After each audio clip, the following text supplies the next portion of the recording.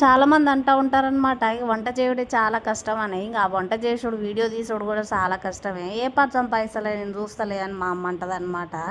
ఇక అన్న కూడా అదంతా పట్టించుకోకుండా నేను వీడియో తీస్తా. ఇక వీడియో తీస్తుంటే చాలా టైం పడుతుంది. అది మీకు కూడా తెలుసు. ఒక్కొక్క క్లిప్ తీయాలంటే తలపానం తోకకొస్తుంది అనమాట. ఇక మనకి అది ట్రైపాడ్ ఉంటే అదన్న పెట్టుకుందాము. అది లేదు ఇది లేదు ఏది లేదా ఏది లేకుంటే ఏం చేస్తావు అమ్మని బతిలాడి వీడియో తీస్తావు అనమాట. ఇక సిటీకి పోయినాక అదొకటి తీసుకుందామంటే ఇక మా ఆయన పోయేది పొద్దుగాల. ఇక నాకున్న ఇక తిట్టి చంపుతాడు. ఇక ఎట్లనో ఏమో ఎట్లా తీయాలో ఏమో అనిపిస్తుంది. ఇక ఈ వీడియో కారం వేసేది చూపించలేదు. బాగా మగ్గిన దాకైతే పెట్టినా. ఇక ఏం చేస్తాం, ఇక తిప్పలు తప్పవు కదా. ఇక ఒకటి ఉంటే ఒకటి ఉండదు క్లిప్పు. ఎట్లా యథావిధిగా అల్లం కారం అన్నీ వేస్తారు కదా బాగా మగ్గినాక.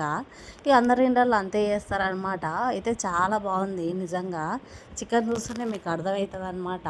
చూడండి ఎంత బాగుందో, దగ్గరికి వేసింది చికెను. ఇక దాని తర్వాత ఇక దొడ్డు ఉప్మా పెట్టుకొని తిన్నమాట కొంచెం వేసుకొని. చాలా అంటే చాలా బాగుందన్నమాట. ఈ దొడ్డు ఉప్మాలో కొంచెం చికెన్ తీసుకొని కలుపుకొని తింటే ఇంకా బాగుందన్నమాట. ఇంకా మీకు ఇట్లా నచ్చితే ఇట్లనే తినరు, లేకుంటే ఇంక ఇడ్లీలలో కూడా కలుపుకొని తింటారు చాలామంది. కానీ నేనైతే దొడ్డు ఉప్మాలనే తిన్నా. ఇక అది తిన్నాక అది కూడా సరిపోక మళ్ళీ ఏం చేసిన తెల్లన్నం పెట్టుకొని మా మేనత్త ఇక అది పంపించింది మటన్ కర్రీ. దావతుండే దానికి పోలేదు, అయితే పంపించింది, అది తిన్నా అనమాట. మీకు ఇట్లా నచ్చితే వీడియోని లైక్ చేయుర్రి.